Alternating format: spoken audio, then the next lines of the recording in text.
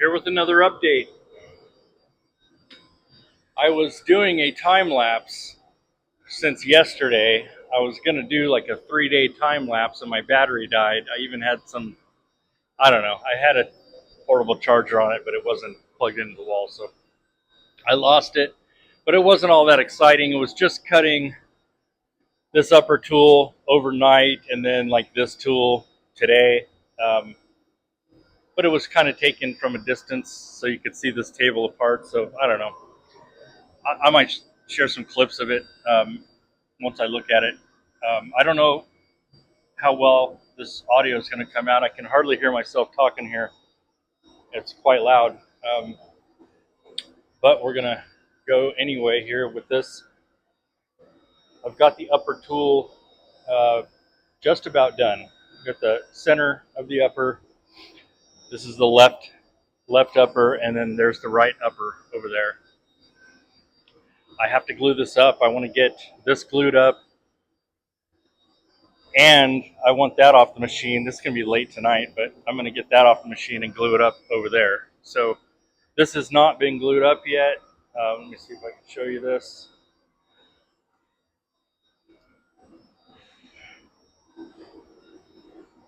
So I had to scrap a bunch of blocks together to get these parts. You can see I glued a piece here on here.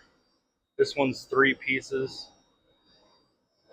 I don't know how well you can see this. It's not a gap. It almost looks like a gap in the video, but it's not a gap. It's totally solid filled. It's a very nice glue joint. They're not all perfect, but this one is. You can see I have 3 pieces here. I was manually running the machine around trying to clear some of the off-fall, and I ran into the part. You see how that's, let's see if I can focus in on this thing. So that's cutting, it's doing a finish pass, but you can see around the perimeter it's got a raised edge.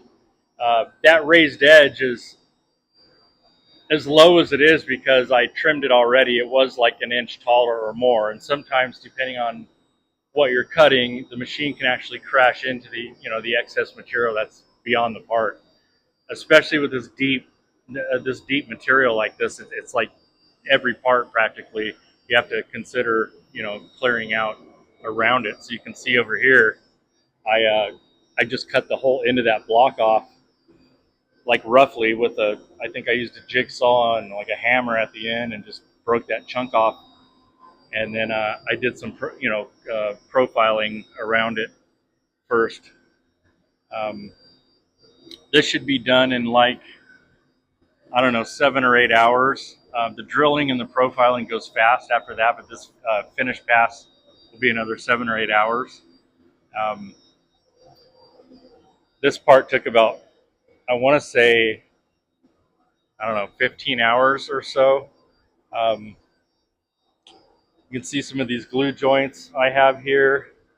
This white one is done from the supplier. So at one point I was interested in these blocks they have. You can save money if you order like a glued up block. And so I ordered one, and I won't do it again. This section's pretty decent except for this little pinhole. But some of the glue ups were almost an 1/8 inch wide, and they had a lot of voids in them. You can even see down here, that one's about an 1/8 inch wide, close to it. So I gotta fill these, and then I have some myself here in my joint. But at least I try to keep the joints pretty tight. They just come off the bandsaw and they glue their blocks up. All my joints I like to run them on the machine and just flatten everything, get it real nice. So here's the top center, here's the top left. This table, I just flattened this table. I haven't gone over this yet. I'll do a video on it, but up there under that blanket is a laser tracker. It has a small, what's called a mirror ball that it follows around. So I can grab the mirror ball from up there and walk around the shop, anywhere in the shop, and it'll just track the ball that's in my hand, and I can put it on things. So I put it, you can see I put it here, and that was the dimension minus 65.67 inches from its home position, which is sitting up in a cradle up there. I was able to get this top within 5 thousandths flat. So all of these coordinates, and I didn't go everywhere, but I went 1, 2, 3, 4, 5, 10, 15 points on this table, and is within 5 thousandths, but it's MDF, so 10 minutes later it's probably out again. But for the most part, this is a very flat table. I don't want to go crazy. I have some large carbon plates, tops coming for this. This is only about less than a third of the table.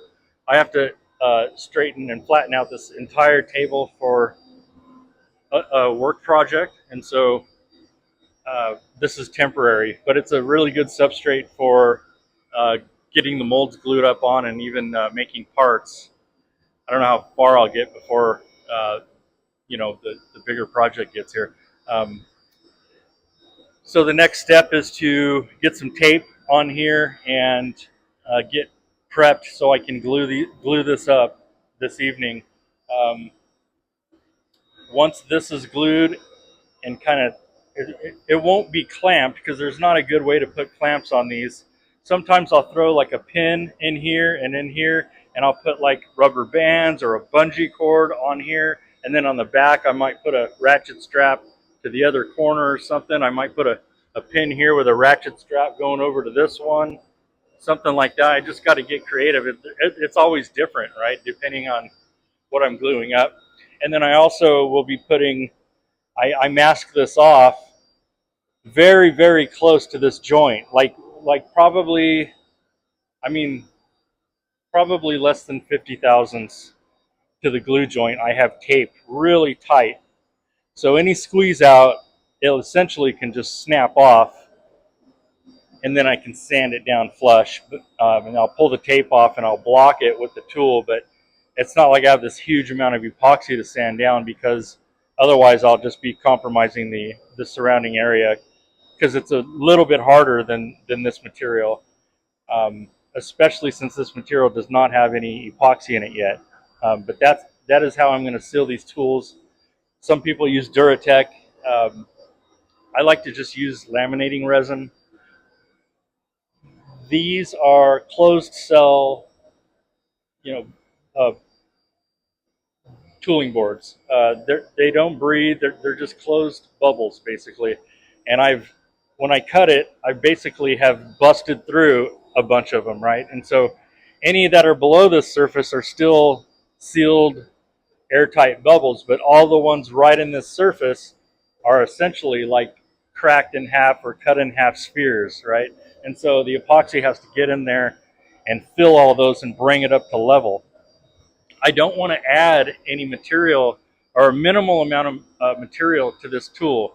This tool, I spent a lot of time, I ran the router very slow, so I didn't have a bunch of chatter or anything, any weird stuff going on. And right now it's at zero, it's net zero, right? So anything I add to it is basically changing the geometry of the part, and I want to keep it as perfect as I can. So when I put the epoxy on, I completely wipe it off, like pretty much dry.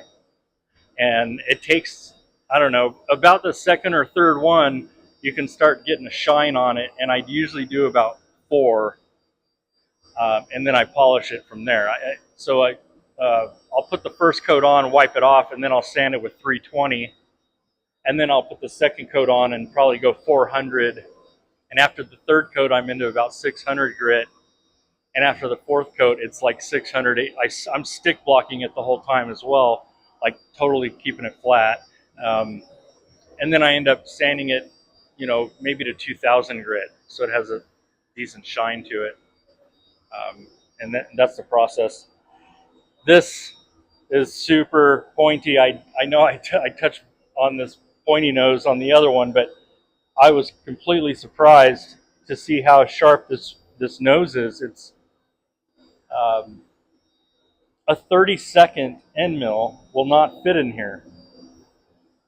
You have to have a 64th end mill, which is incredibly small. I didn't use that. I used a 16th, and that's a 16th, and that's fine for me. Uh, so that's what we got there. It's like a micro amount difference if you go to the smaller cutter. Uh, but anyhow, I think it's sharp enough. Yeah.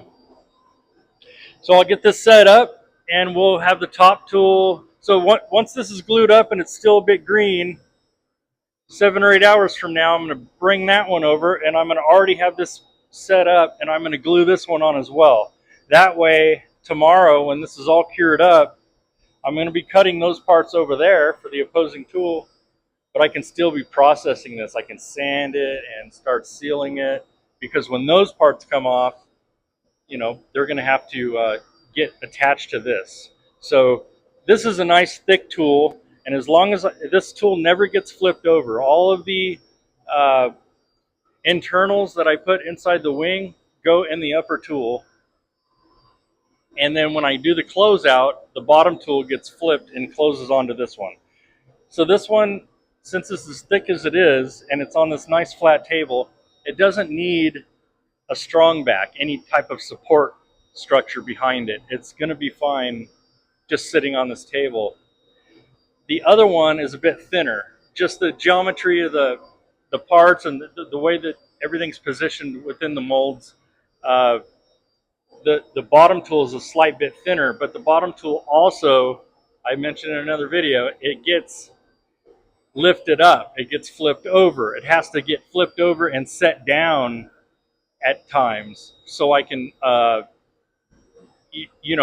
hook it up with the hoist here and lift it up and things like that. Or since I'm on this table that doesn't move, I'll probably have to get the forklift in here or something to do that. But that will get the strong back put on it. That doesn't get glued up until it gets pinned to this. So this tool has to be completely glued up, sanded, sealed. This ridge ends up getting flattened off. This is just to protect my parting line in that corner. Once it's really, really nice, I'll knock this flat. Then those parts, I'll get them very, very close, and I'll knock the ridge off of those, and then I'll be able to mate them up with this with the alignment pins. It's the only way that the wing panels will get glued onto the center, is if everything is fixtured onto this one. That way, when they come apart, they go back together. So that's the process. I'll document that stuff, but for now, we're going to do a glue up here. I'll get prepped, and tonight I'll have this entire mold glued up. So tomorrow I'll start sanding on it.